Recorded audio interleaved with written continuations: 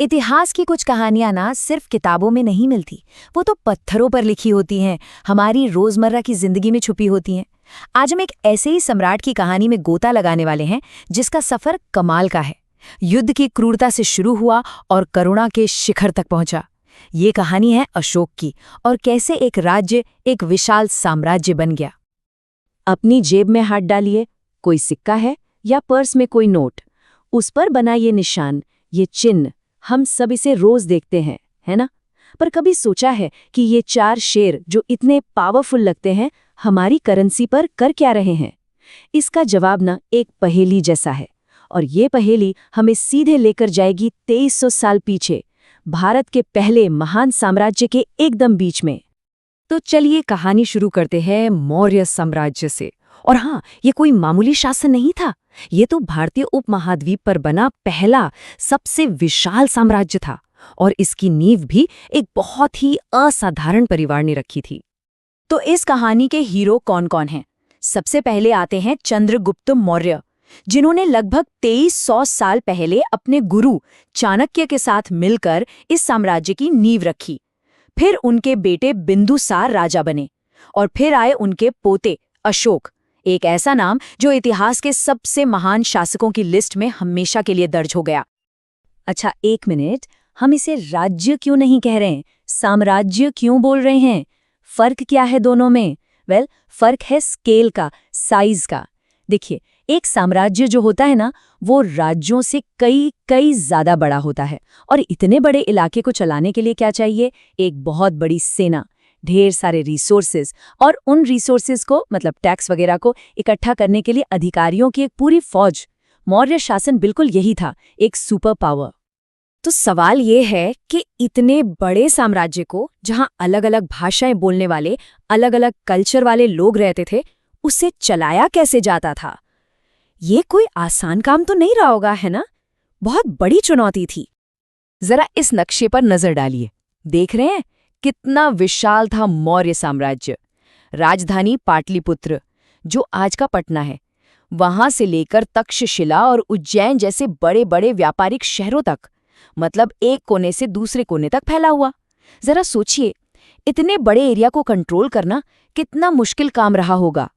मौर्य शासकों का तरीका बड़ा स्मार्ट था। देखिए, जो राजधानी थी पाटलिपुत्र और उसके आसपास का एरिया, वो तो सीधा सम्राट के कंट्रोल में था।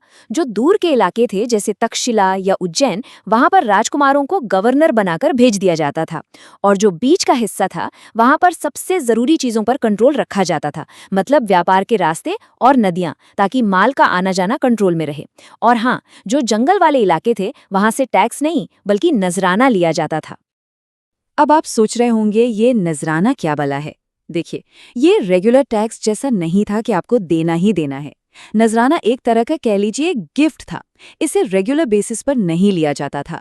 लोग अपनी मर्जी से अपनी हैसियत के हिसाब से जो भी दे सकते थे, जैसे हाथी, सोना या कोई कीमती लकड़ी, वो राजा को तोहफे में देते थे।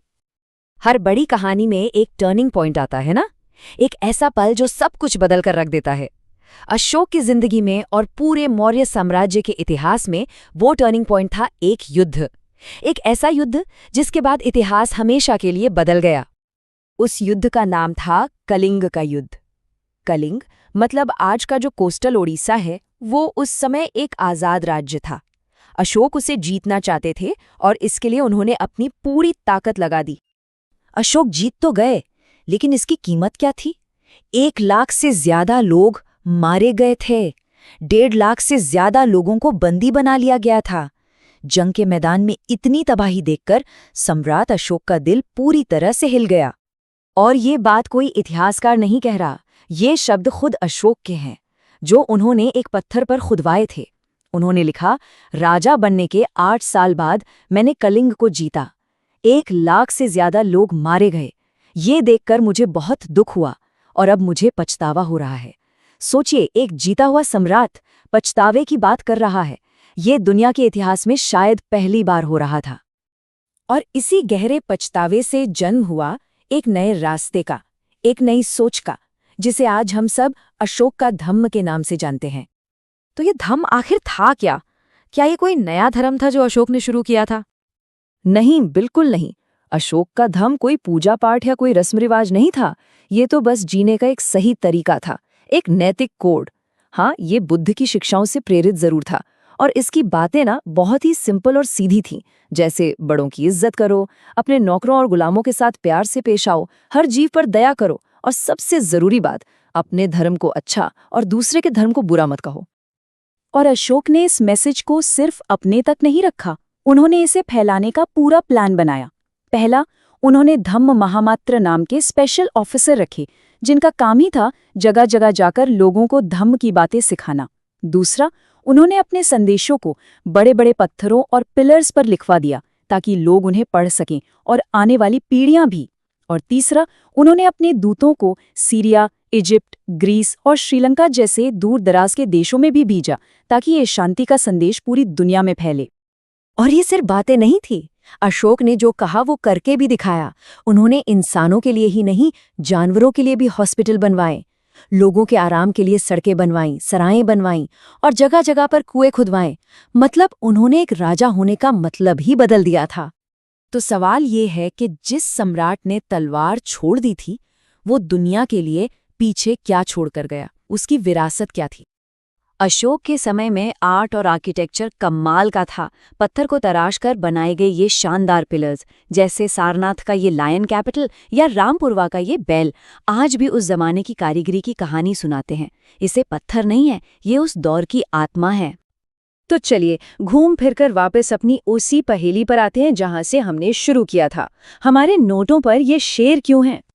तो जवाब ये है कि ये शेर सारनाथ के उसी मशहूर स्तंभ से लिए गए हैं जिसे अशोक ने बनवाया था।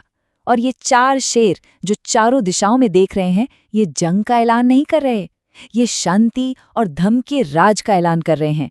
और उनके ठीक नीचे जो पहिया है वो है धर्म चक्र, यानी सही रास्ते पर चलने का पहिया। ये उस सम्राट की याद दिलाता है जिसने हमें सिखाया कि असली जीत जमीन पर नहीं, दिलों पर होती है। अशोक की कहानी अपने पीछे एक बहुत बड़ा सवाल छोड़ जाती है। क्या एक इंसान का पछतावा वाकई इतिहास का रुख मोड़ सकता है? क्या करुणा ताकत से ज्यादा पावरफुल हो सकती है? इस बारे में सोचिएगा जरूर।